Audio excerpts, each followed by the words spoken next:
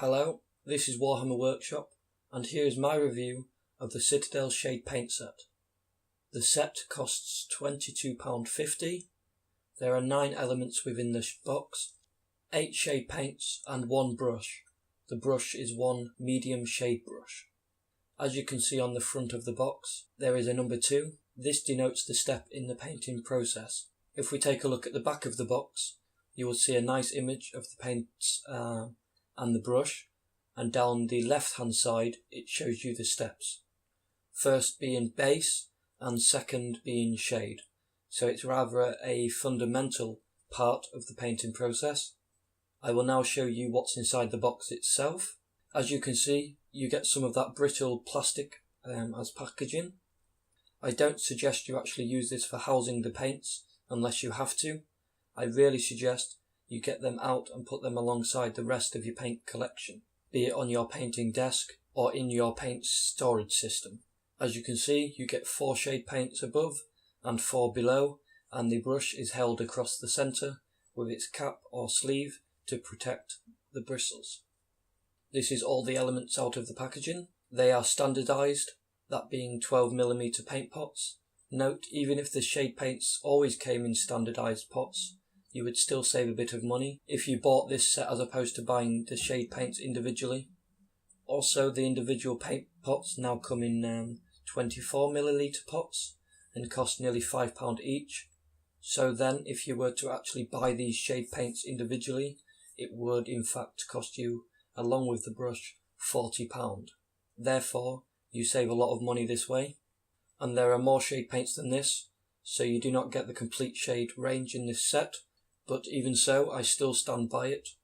Now, if for whatever reason you need a gloss shade or one of the others, or a large amount of a single shade, then this may or may not be good value for money for you personally. However, if you plan on buying 2 shade paints for general use, for example, thus costing you £10, then this set is completely and utterly worth it, regardless, because you are, for only twice your money, that being £10 more, getting another 6 shade paints and a shade brush.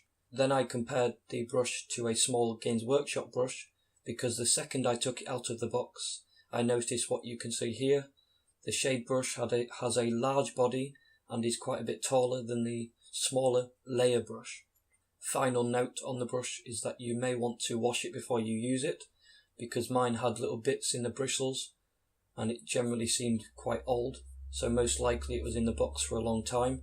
I just washed it first. I guess it's a good idea to wash all your brushes before you use them anyway. Here, on white paper, I compared the brown shades. As you can see, the sepia is the lightest, giving you a desert brown kind of effect. It would also work nicely for skin. Then you have an actual skin shade called flesh shade, which is a reddish brown, and the darkest earth shade, giving you a muddy brown. I then compared the yellow and the crimson because they look quite strange. I mean, the crimson doesn't look like a true red and the yellow looks orange. So at the very least, I thought I would take them to the white paper and see how they actually looked. Note, I've used the crimson and it does indeed come to a red after a few layers. But naturally, the look of shading / washing heavily depends on the hue you are putting the paint over. And as you can see, the yellow shade really is yellow. The blue and green shades look very typical, so there's no real reason to do any testing with these. And that just leaves the oil / black shade. I have to tell you, if you want to use it as a black over brown or wood or skin or anything else for that matter, it won't really work. The oil shade truly is only useful to use as oil over metal / to darken metal. Well, that is all for this review. Thank you for watching.